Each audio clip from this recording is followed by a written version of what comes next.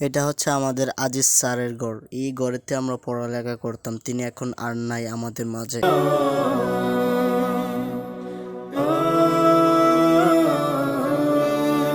Hi hello everyone, আশা করছি আল্লাহ তাআলার অশেষ রহমায় আপনারা ভালো আছেন। আজকে আমাদের পরীক্ষা ছিল বাংলাদেশ ও বিশ্ব পরিচয়। পরীক্ষা দিতে যাওয়ার সময় গিয়েছিলাম সড়ক রাস্তায়, এখন বাসার উদ্দেশ্যে যাচ্ছি মাটির রাস্তা দিয়ে। মাটির রাস্তা দিয়ে যাওয়ার কারণ আছে, কারণ মাটির রাস্তাতে গেলে মজাই আলাদা হয়, কারণ প্রকৃতি দেখতে পাই আমি। চোখ যেদিকে যাচ্ছে সব শুধু সবুজ আর সবুজ, এই সবুজটা দেখতে ভালো লাগে, কারণ এটা আমার জন্মভূমি বাংলাদেশ।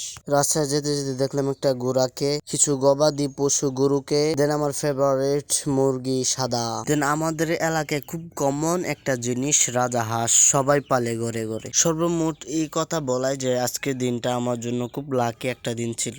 আপনারা যে ক্ষেতটাকে দেখতে পাচ্ছেন, এখানে চাষ করা হয় অনেক বিভিন্ন জাতের তরকারি। দেন সময়টা হচ্ছে একটা 30 মিনিটের মতো প্রায়। এই সময় অস্থির একটা বাতাস ছিল, যেটা মনকে জুড়ে দিয়েছে, মনকে শীতল করেছে আলহামদুলিল্লাহ। এই সময়টাকে খুব মিস করবো, কারণ আমি 30 থেকে চলে যাচ্ছি ঢাকা গাজীপুরে। গাজীপুরে যে প্রাণপ্রিয় মানুষের কথা সব সময় মনে থাকবে, আমার গ্রামের মানুষ, আমার কলিজা।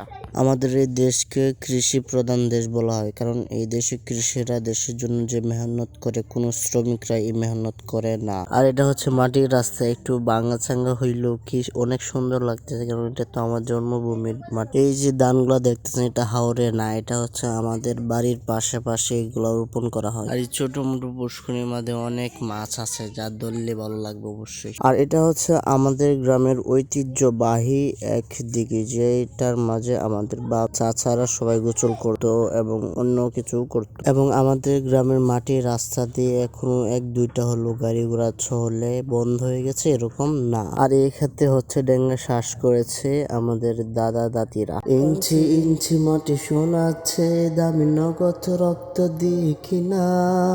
আজকে মোট কথা হচ্ছে পরীক্ষা দিতে গিয়েছিলাম, পরীক্ষাতে আয়সা গ্রামের মাটির রাস্তা দিয়ে এসেছিলাম, প্রকৃতি দেখে খুব খুশি হয়েছিলাম। আর হচ্ছে প্রকৃতির পশু পাখিগুলা দেখিয়েছিলাম, যেটাকে আপনাদের শুরুতে দেখিয়েছিলাম। এটা হচ্ছে আমাদের এক স্যারের ঘর, যে স্যার আমাকে জেনারেল শিক্ষিত সর্বপ্রথম তিনি করেছিলেন। তিনি আল্লাহর ডাকে সাড়া দিয়ে গমন করেছেন ইহকালে।